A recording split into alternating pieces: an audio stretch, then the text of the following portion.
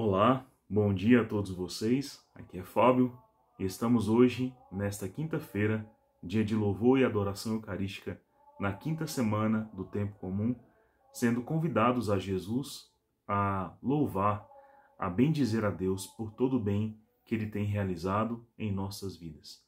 Por ser tão favorável e tão misericordioso. Hoje também celebramos a memória de São Martiniano, um santo do século IV, que por meio de sua castidade praticamente holocaustica determinou aos homens como é bom ter um coração livre para o louvor de Deus. Então, hoje, por meio dessa meditação, Jesus de fato nos convida a rezar, a meditar, a estar na sua presença, mas com uma virtude principal, a encher os nossos corações de alegria e de pleno reconhecimento da divindade do Senhor, como também de nossa condição miserável. É por meio da humildade. Essa seria a virtude, então, que Jesus pediria a cada um de nós, assim, traga uma humildade heróica, vistosa, pura, bela, para me apresentar no dia de hoje, num dia dedicado à adoração eucarística. E a gente saberia, será, entender o que seria a humildade, como praticá-la, né? Qual é a sua verdade, sua essência? Pois bem, o Evangelho e a vida de São Martiniano vão nos ajudar bastante a compreender como dar para Jesus essa virtude de nosso coração. Então, rezemos pedindo ao Espírito Santo que nos conduza durante toda essa meditação, nos ajudando, nos conduzindo, nos despertando o entendimento. Estamos reunidos em nome do Pai, e do Filho, e do Espírito Santo. Amém. Senhor Jesus, aqui estamos na Tua presença e vos pedimos a graça de compreender essa palavra, de ter sim essa virtude que o Senhor deseja de nós hoje, a humildade, que ela seja verdadeira e heróica, robusta em nossa vida e na vida de nossos amados. E dai-nos também, Senhor Jesus, a compreender a vida de São Martiniano para perceber a verdade que deve ser buscada e alcançada por nossos corações. Te pedimos isso por intercessão da Virgem Maria Santíssima e de São José. Ave Maria, cheia de graça, o Senhor é convosco. Bendita sois vós entre as mulheres, bendito é o fruto do vosso ventre, Jesus. Santa Maria, Mãe de Deus, rogai por nós, pecadores, agora e na hora de nossa morte. Amém. Permaneceremos reunidos em nome do Pai, e do Filho, e do Espírito Santo. Amém.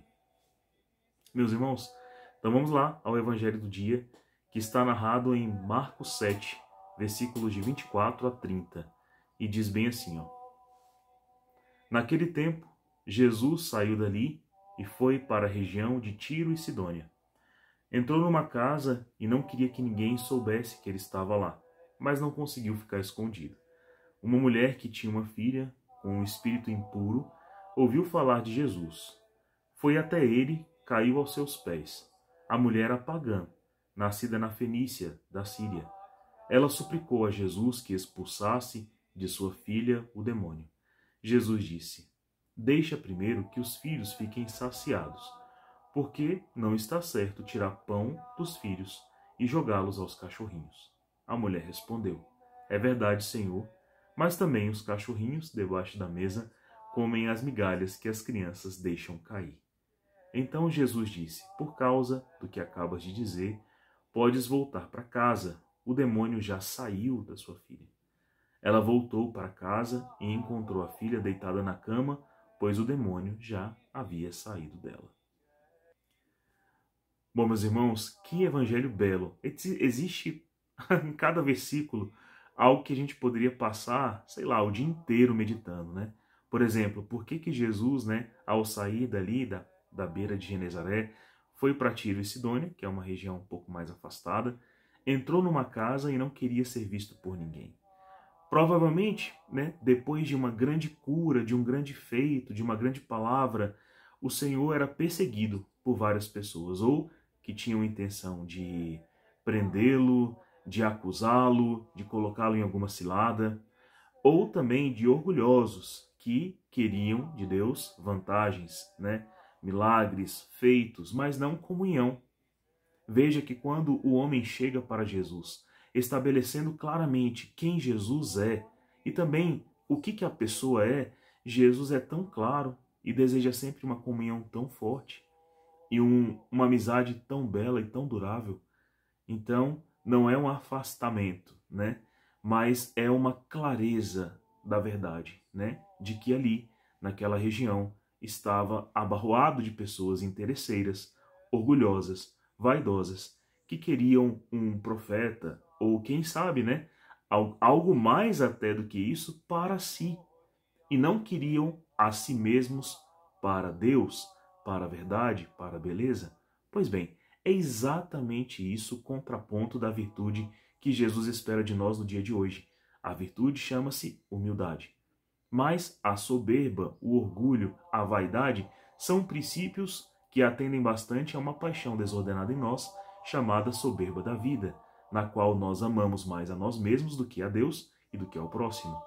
Esse amor desenfreado, filaucioso em nosso coração nos faz querer nos contentar de prazeres, de mimos, mas não de uma essencial verdade que sempre acusa ao nosso coração quem nós realmente somos, que não somos merecedores, mas que estamos numa condição de graça e misericórdia por Deus, mas que Deus merece todo louvor, toda adoração, e dele há de vir uma vontade sempre melhor do que a nossa, porque o Senhor é a verdade, o Senhor é o amor, o Senhor é a beleza, é o eterno bem-fazer de Deus, né? Jesus é supremo, né? Excelso, elevado, perfeito, belo, adorável, amável, verdadeiramente.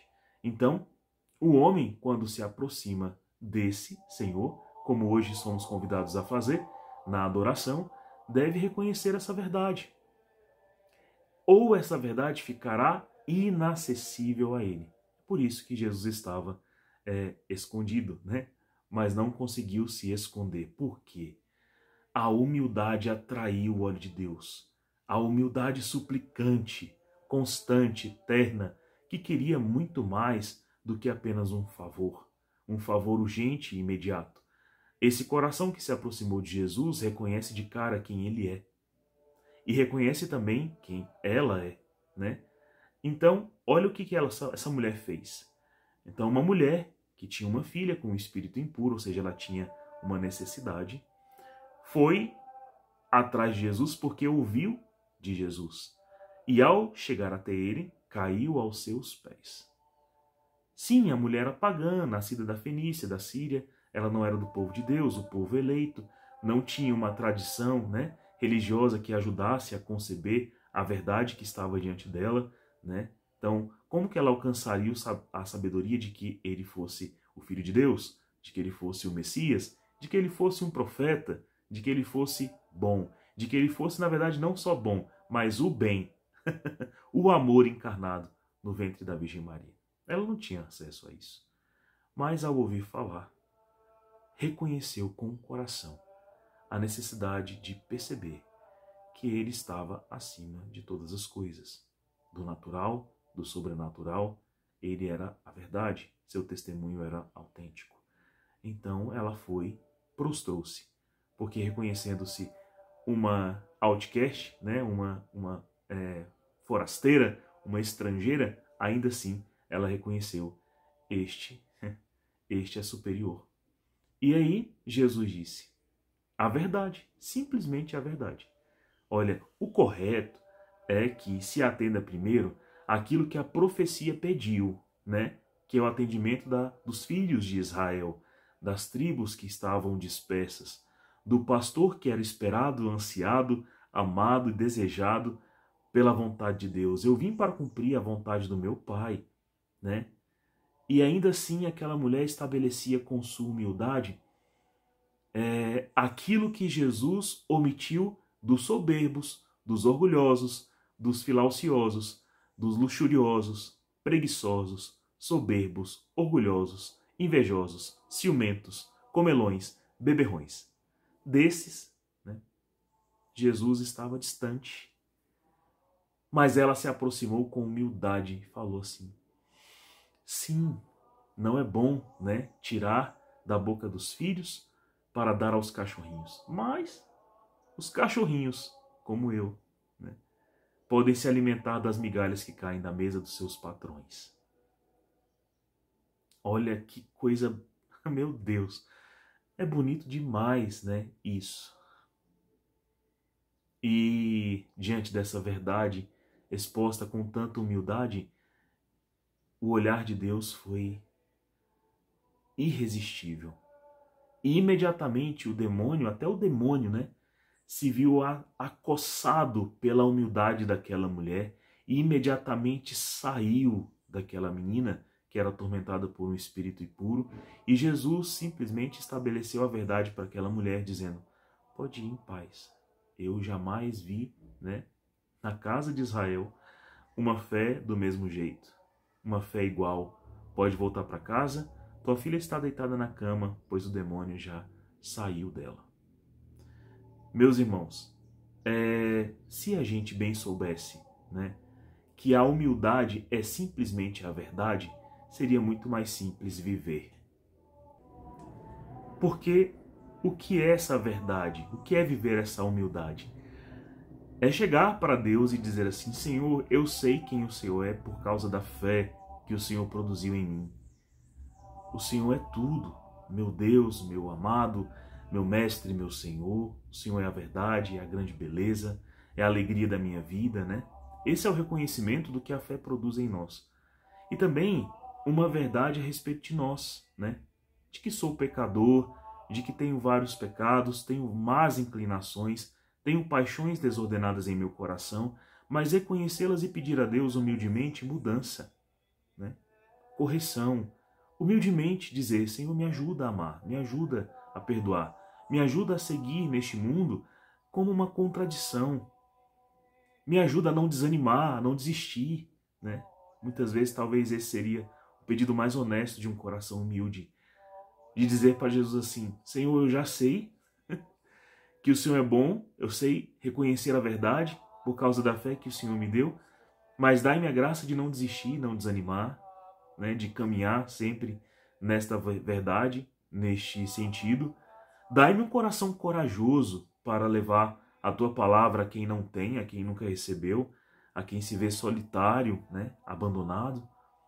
Dai-me um coração forte para viver os valores que o Senhor me ensinou a viver. Enfim, é assim que Deus espera que a gente seja humilde e guerreiro e combativo, constante e amando a Deus, né, sem desanimar. É assim que Deus espera que a gente seja. Mas a gente foge disso. E como é que geralmente o homem foge disso? Ele foge assim, ó. Ele não consegue reconhecer a própria verdade, daí ele não reconhece que precisa pedir perdão, não reconhece os erros que comete tantas vezes e que precisam ser eliminados de sua vida, erros práticos, erros falados, erros pensados. Ele não reconhece a grandeza de Deus, por isso tem dificuldade de louvar, de se alegrar do Senhor, de estar na sua presença, porque ele acha que vai ser condenado, ou acha que não é necessário, ou acha que não é importante, porque seu Deus tornou-se a si mesmo seu umbigo, ou então as coisas mais supérfluas deste mundo, que causam prazer temporário, mas não perene e constante, como o eterno prazer e a eterna alegria que nos dá Deus. Então, o homem vai vivendo mentiras, convencendo-se dessas mentiras que começaram a ser contadas a nós desde Gênesis, né? Desde do jardim do Éden, onde a serpente quis incutir em nosso coração de que Deus não é bom e de que o homem é apenas paixão, é apenas punção, é apenas desejo, é apenas arraste, é apenas massa de manobra. E nós não somos. Há uma liberdade em nós que Deus pode resgatar. A virtude que resgata isso é a verdade. E o reino da verdade em nossa vida é a humildade. Humildade vem de humus, de terra, terra fértil, que Deus pode semear à vontade livremente, plantando em nós sua verdade, sua palavra, que ela será bem conduzida, crescerá e chegará a termo, dando frutos que se multiplicam para restabelecer em nosso coração o reino de Deus, a vontade do Senhor. Um terreno livre para a ação do Espírito Santo. É isso que Deus pode realizar a um coração que é humilde. Mas, muitas vezes também, o coração humano ele é tão soberbo e tão frio e tão orgulhoso que não consegue nem reconhecer quando Deus já mudou em nós muitas coisas. Que bom é reconhecer em Deus também, e isso é humildade, que eu posso e sou capaz de mudar, perdoar, pregar, né? Que eu sou capaz de servir, amar, curar, reestabelecer corações, que eu posso e que Deus já alcançou em mim muitas coisas. Os verdadeiros santos eram tão humildes que também eles pregavam, escreviam, aconselhavam, corrigiam, mesmo que fossem pessoas de alta patente, os santos estavam ali para redirecionar os corações a Deus. Então, a humildade nos faz viver plenamente tanto que Deus já alcançou em nós, como aquilo que precisa ser alcançado. São Maximiliano, né, santo de hoje, também é isso, né? Martiniano, perdão. Santo nascido no século IV, ele é o santo da castidade, né? Então, aos 18 anos, percebeu que seria sacerdote, né? Consagrou-se inteiramente a Deus, mas via-se tentado várias vezes no pecado contra a castidade. A primeira pessoa que assim o assediou de maneira sedutora, ele conseguiu, de alguma maneira, levá-la à conversão por algo que estava em seu coração, pela humildade do seu coração. E essa pessoa tornou-se freira, né? Mas percebendo que ele tinha essas tendências, ele buscou humildemente afastar-se de tal tentação e foi morar numa ilha bem distante. Aconteceu, ainda, né, nessa ilha distante, um grande naufrágio. E, veja, pasmem, uma sobrevivente apenas. Esta sobrevivente parou nessa ilha e pediu ajuda, né, a São Martiniano. Ele ajudou, né, como é devido. Mas percebendo que ainda tinha um coração preso a tais desejos, ele nadou a braço, né, atravessando o mar para ir para outro lugar, para lá se isolar das tentações que vivia de maneira tão árdua. Bom, se São Martiniano pensasse assim, não, Deus já alcançou em mim a liberdade nos apetites da carne, então eu posso estar aqui nessa condição que eu não vou cair, sou forte o suficiente. Ele cairia. Mas, sendo humilde, ele percebeu que não era lugar para ele. Por mais que o ideal fosse, né, que Deus já tivesse alcançado de São Martiniano liberdade até mesmo sobre isso, a ponto de estar na presença de outras mulheres e poder ainda assim, né, ser fiel e casto, o heroísmo dele é perceber que ele ainda não estava livre e que precisava de distância, mas ele tomou toda a distância possível e necessária. Muitas vezes a gente é assim no nosso dia a dia.